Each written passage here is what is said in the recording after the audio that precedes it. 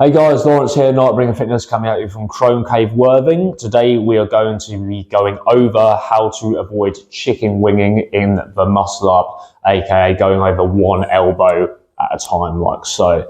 So if we examine the reason why this usually happens in terms of mentality of the technique behind it, so usually what we're thinking of when that style happens is that we pull the bar down and then try and flick the elbows over the top, as in the bar is stationary and then it's our job to bring the elbows over, which is not correct. What we instead want to do is we're pulling down and then rowing backwards, okay? So this is my pull-up bar.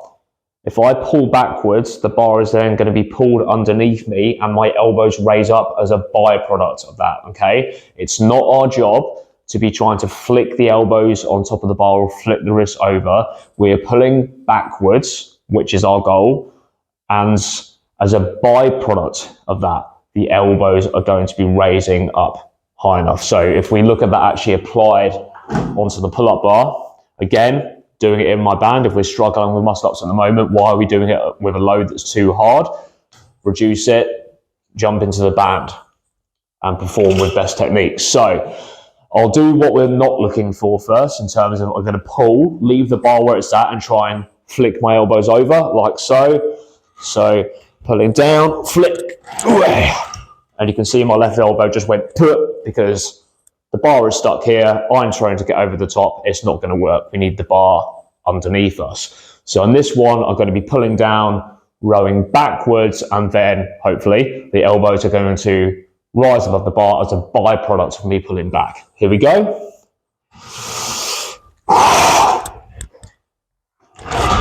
And that down. Lovely. Okay. So just always focusing on that pulling back motion and remembering that that is what's going to achieve us the muscle up. Lovely English there.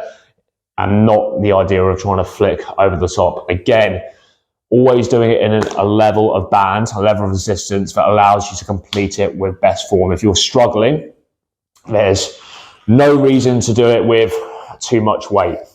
So that eventually you go from this band, you drop down to thinner ones. Again, always looking to complete it with best form so that hopefully when you come to the body weight thing, you're able to do it with much more confidence and the correct technique.